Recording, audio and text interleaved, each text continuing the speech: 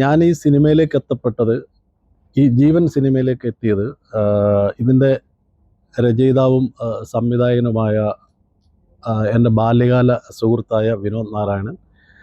ഇതിൻ്റെ സ്ക്രിപ്റ്റ് ആദ്യം തന്നെ കഥയായിട്ടല്ല, ശരിക്കും ഇത് ഫുൾ സ്ക്രിപ്റ്റായിട്ടാണ് പുള്ളി എൻ്റെ അടുത്ത് വന്നത്. അപ്പോൾ ഇതിൻ്റെ ഒരു കണ്ടൻറ്റ് എനിക്ക് വളരെ ഇഷ്ടപ്പെട്ടു. മദ്യപാനമാണ് ഇതിൻ്റെ സബ്ജക്റ്റ്. മദ്യപാനം ഒരു വ്യക്തിയെ എങ്ങനെ തകർക്കുന്നു എന്നതാണ് ഇതിൻ്റെ സബ്ജക്റ്റ്.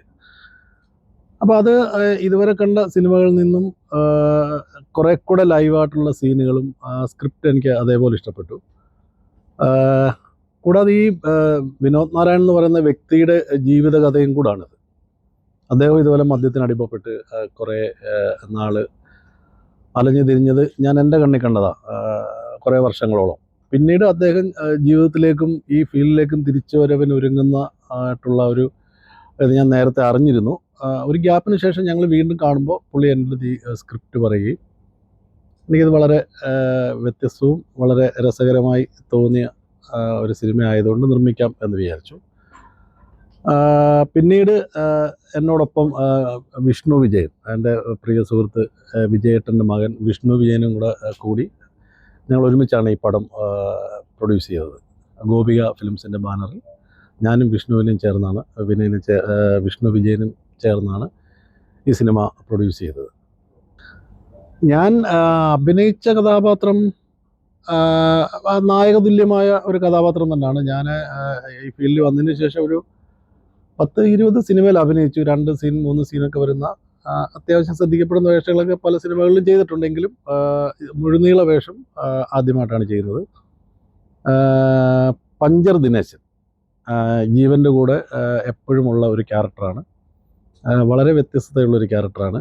ആ ക്യാരക്ടറിനെ കുറിച്ച് ഒരുപാട് പറയാനൊക്കത്തില്ല, കാരണം അത് ഒരു സസ്പെൻസാണ്. ക്ലൈമാക്സിൽ തിരിച്ചറിയുന്ന ഒരു സസ്പെൻസൊക്കെയുള്ള ഒരു ക്യാരക്ടറാണ്. അല്ല, ഞാൻ ശരിക്കും ഈ സിനിമയിൽ വരുന്നത് തന്നെ അഭിനയമോഹമായിട്ടാണ് വരുന്നത്. എന്നിട്ട് ആ അഭിനയമോഹമായി വന്നു ഡബ്ബിങ് ആർട്ടിസ്റ്റായി സിനിമയിൽ. അപ്പോൾ എൻ്റെ ഒരു കലാകാരൻ എന്ന് പറയുന്ന നടനെ സംബന്ധിച്ച് അഭിനയിക്കുന്ന സാധനം അതേപോലെ അതേ ഫീലിങ്സിൽ ഡബ് ചെയ്യുക എന്നുള്ളതാണ് ഏറ്റവും വലിയ വെല്ലുവിളി. എന്നാലേ ഒരു പൂർണ്ണമായി നമ്മളൊരു നടൻ അല്ലെങ്കിൽ നടി എന്ന് പറയാനൊക്കത്തുള്ളൂ. സ്വന്തം ശബ്ദത്തിൽ തന്നെ ഡബ് ചെയ്യുക എന്നുള്ളത്. അപ്പോൾ ഞാൻ ആദ്യം ഡബ്ബിങ് ആർട്ടിസ്റ്റായിട്ട് തന്നെ ഒരുപാട് സിനിമകൾ ചെയ്തതുകൊണ്ട് എനിക്കതൊരു നല്ല എക്സ്പീരിയൻസ് ആയിരുന്നു. അതുകൊണ്ട് എനിക്കതൊരു പ്രയാസമായി തോന്നിയില്ല. ഇതിൽ അഭിനയിച്ച് ഡബ് ചെയ്തപ്പോൾ അതൊരു നല്ല എക്സ്പീരിയൻസ് ആയിരുന്നു. അടുത്ത പ്രോജക്റ്റ് ഞാൻ ശരിക്കും പറഞ്ഞാൽ ഞാൻ ഒരു സംവിധാനം ചെയ്യാനുള്ള സിനിമയുടെ പണിപ്പുരയിൽ ഇരിക്കുമ്പോഴാണ് ഇതിൻ്റെ ഡയറക്ടറെ കാണുകയും ഈ പ്രോജക്റ്റ് ഏറ്റെടുക്കുകയും ചെയ്തത്. ഇനി അടുത്ത ഞാനൊരു സിനിമ സംവിധാനം ചെയ്യാനുള്ള തയ്യാറെടുപ്പിലാണ്. ഞാൻ തന്നെയാണ് അതിൻ്റെ നിർമ്മാണവും.